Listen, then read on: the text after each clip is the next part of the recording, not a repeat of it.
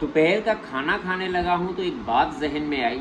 तो पहले मैं आपको ये बता दूं कि खाने में क्या है। ये खाना तकरीबन हर घर में नॉर्मल दोपहर में खाया जाता है, तकरीबन इसी जैसा, जैसे कि रोटी है देसी घी की चोपड़ी हुई, या फिर रायता या दही होगा, साथ सालन है जैसे कि आज गोभी का सालन है, साथ अचार और साथ सादा पानी। नॉर्मल तो ये खाना हर बंदा खाता है और बहुत ज़्यादा खा जाता है कई दफ़ा। कि कुछ लोग कहते हैं ज़्यादा खाओ जान बनाओ, और कुछ लोग कहते हैं कम खाओ और सेहत बनाओ। इस बात को मैंने ऑब्ज़र्व किया, क्या वाकई कि ज़्यादा खाने में जान बनती है या कम खाने में सेहत बनती है।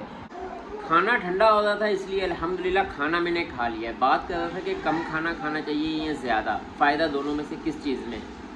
एक अगर रोटी कोई ले लें तो रोटी किन मराहिल से गुज़रती है, मतलब मेरे खाने तक।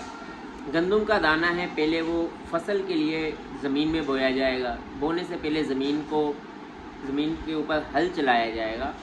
ज़मीन में जो भी कीड़े मकोड़े हैं, घूंगे हैं, चूहे हैं या छिपकली या सांप वगैरह, या तो वो रूंधे जाएंगे या वो मर जाएंगे या उनका वो घर से बेघर हो जाएंगे।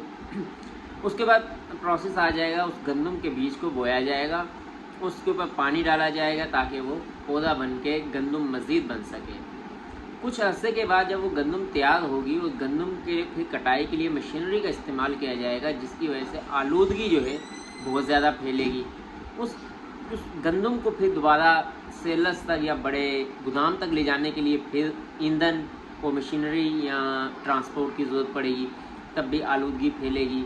फिर उसके बाद वो बड़े गोदामों से छोटे जो डीलर्स होते हैं या जहाँ पे आटे की चक्कियाँ लगी होती हैं वहाँ तक जाएगी, वहाँ से फिर दोबारा आएगी दुकानों पे, दुकानों के बाद मेरे घर में। मतलब ये हुआ कि गंदम के दाने के बोने से लेकर मेरे लुकमा लगाने तक मशीनरी और आलूदगी बहुत से लोगों को बीमार कर सकती है। उनमें से बहुत से लोग वफ़ात पा सकते हैं या मर सकते हैं, क्योंकि बीमारियां जन्म लेंगी, बीमारियों से इंसान बीमार होंगे और इंसान अस्पतालों में जाएंगे और मरेंगे।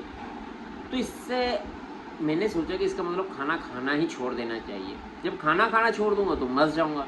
अच्छा, ये बात मेरी जो है ना थोड़ी सी आपको मज़ाहिया लगेगी, नफ्सियाती लगेगी, पागलपन लगेगा, मगर किसी भी चीज़ को ऑब्ज़र्व करना या किसी भी चीज़ के ऊपर सवाल जब हम उठाते हैं तो हमें 100 मराहिल से गुजरना पड़ता है, तो 100 किस्म की मालूमात हमारे पास ऑटोमेटिकली आ रही होती हैं।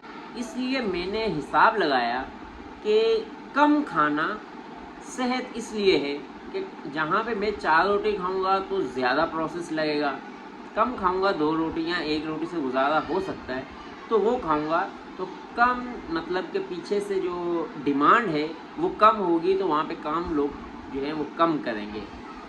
यहाँ बहुत से लोग खाना ज़्यादा बना लेते हैं और बहुत से ज़ाया कर देते हैं, कचरे में फेंक देते हैं, तो उसके लिए वो तमाम प्रोसेस तो चला हुआ ही होता है और बहुत से आलूदगी फैल रही होती है, बीमारियाँ लग रही होती हैं। और जो अगर बंदा खुद भी ज़्यादा खाना खा ले तो, क्योंकि हम लोग इतना पहले वाला काम नहीं कि हल बैलों से चलाना है, या फिर पहले वाले काम नहीं है कि हाथों से कटाई करनी है, पहले वाले काम ऐसे नहीं है कि पैदल दूर दराज तक जाना है। ऐटोमेटिकली मशीनें आ गई हुई हैं, ऐटोमेटिकली सब कुछ हो रहा है, बैठे बिठाए सब कुछ हो रहा है, बैठे बिठाए मैं आप तक पहुंच रहा हूँ, आप मेरे तक पहुंच रहे हैं वीडियोस के ज़रिए।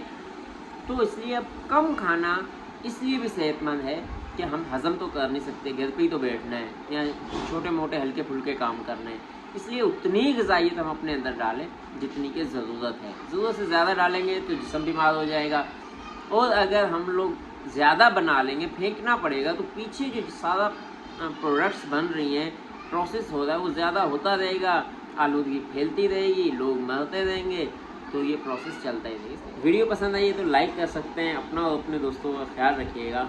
अल्लाह हाफ़िज़।